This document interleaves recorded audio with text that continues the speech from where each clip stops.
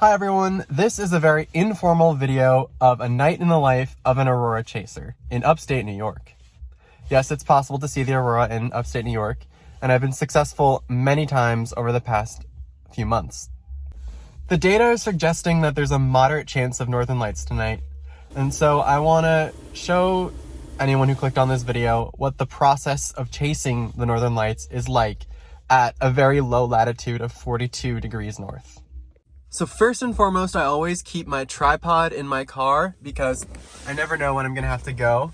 I have my backpack and my water and my snacks, and I have my camera that I've brought into it for tonight. I also have a coat on, very essential. I learned that the hard way. Even when you don't think it's gonna be cold, it'll be cold when you're on top of a hill at midnight when there's 30-mile-an-hour winds. It doesn't look like there'll be that much activity in the immediate future, so I am going to be going to the library to study. But while I'm at the library, I'll have all these tabs open with information about the aurora. This is Space Weather Live. KP4+, not bad, even though KP is not that useful of a number. Oh, we do have a density spike. I didn't see that before. Where's the BZ? Oh, BZ is improving. Oh, maybe I'll only be at the library for a few minutes. I don't know. Magnetometer is going down. Oh, this is... I'm not an expert at this, but... Okay. Hemispheric power, what's that? Improving. I'm also part of the Facebook group Aurora Hunters New York, which is super helpful. The live chat is invaluable, and I recommend everyone find an Aurora group for their local area that has a live chat. It's so fun.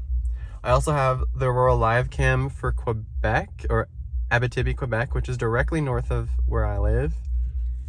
And then also the one from Mount Katahdin, Maine, open. I don't really see any color in this. Maybe in Abitibi there was color, but that could just be the moonlight, because we do have a first quarter moon. I don't know, but still helpful.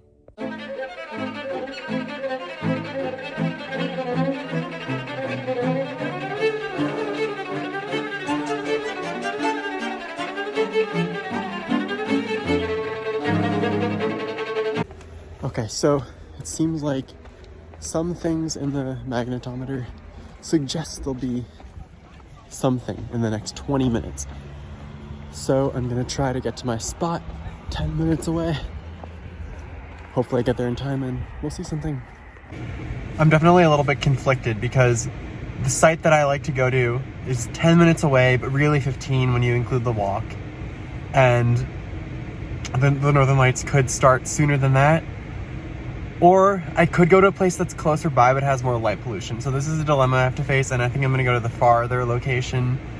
But yeah, I'm gonna put on my Northern Lights playlist in the car as I drive there, and we'll see what happens.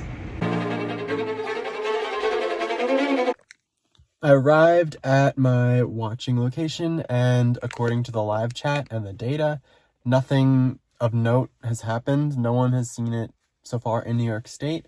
It's still very faint on the main camera, the live stream from Maine. Yeah, so we'll see. And I seem like I end every single clip of this vlog with "we'll see," because you never know with the aurora. That's basically the whole thing. That's what makes it so exciting for me. You don't know what you're gonna see. I've got all my stuff now, and I am walking through this little path to the viewing site. It's always creepy because there's deer that like to hide in these bushes, goldenrod, and they make noises and sometimes they hiss. And there are also sometimes turkeys on, well, they go in the bushes and they have nests with their chicks, but sometimes there are turkeys in the trees and they fly. It's kind of creepy. The camera is all set up. Wait, how do I turn the flash off? Wait. I just took my first 20-second exposure, and there might be a little bit of pink, maybe? I can't tell. Some people are a little bit north of me are claiming they do have pink in their exposures, but I'm not sure. Regardless of whether I'm catching anything in the camera, it is a nice, clear, crisp night over the valley. I love looking down at the houses that go around the lake. Yeah. So now someone in the chat is saying that it won't happen for another hour. But people are still claiming that they have pictures of the aurora, even though it's faint. And the data looks like it's continuing to improve. The hemispheric power is still increasing, and the Abitibi camera is showing strong green arc. And even in Maine, oh, there's pillars right there. The magnetometer, okay, oh, that's new. Okay, so the blue one is going up a little bit, but what about Aurorasaurus? Okay, someone in Illinois claims to have seen it. Oh, that already happened a long time ago. Whatever. So yeah, we don't know what's gonna happen, as we never really do. Okay, there's definitely some pink that shows up in the last frame that I took behind this tree.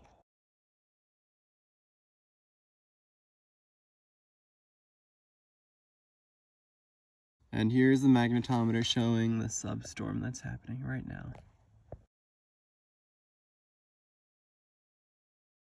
So it's been about 20 minutes and that mini substorm has officially ended. There was nothing naked eye visible, but it definitely showed up on the camera. So this was a successful aurora hunt already, and maybe we'll catch something else later. I'm gonna look at the data now.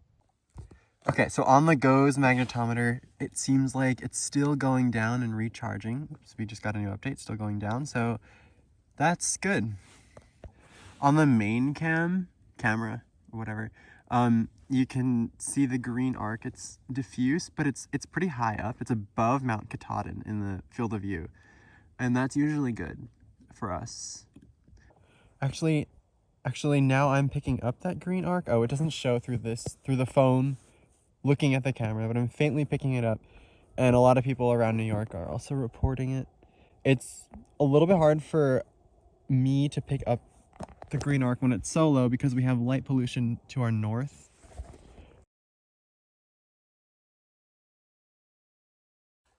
The green arc is definitely getting stronger and more defined in the picture, and the magnetometer is still going down, so good signs.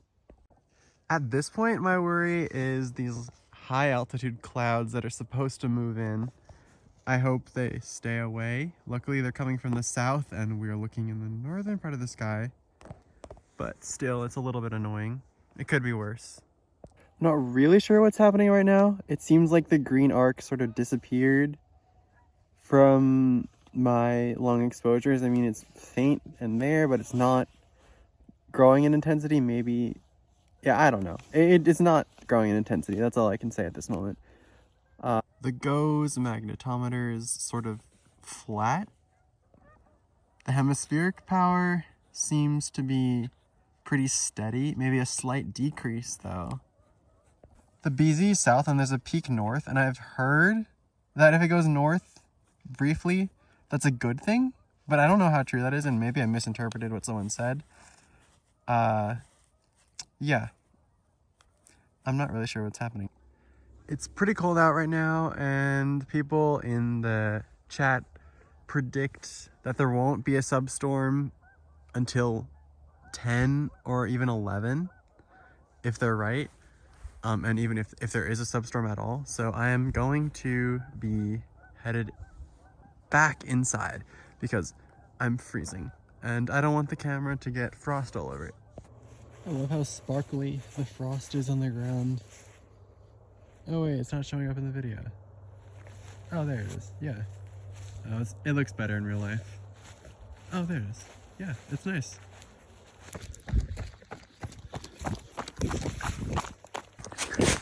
Other people reporting seeing stuff. I warmed up and now I have to rush back to my spot. Okay, I'm back here at my spot and I actually didn't see anything in the first exposure I took. I mean, maybe, just maybe there's a green band. I don't know. So now it feels like, it seems like people in the chat are pretty quiet and there's not much going on. The BZ is pretty I mean, it's negative, but bouncing up and down. And oh, I just heard a deer hiss at me. Anyway, did you hear that? That was the deer hissing at me. Honestly, I think I'm gonna call it a night. I'm cold, I'm feeling under the weather, and who even knows if the weather is going to hold out. And yeah, we got a little bit of color. Well, we got real aurora on camera, so it is a success. A small success, but a success nonetheless. So I will be returning so I can go to sleep.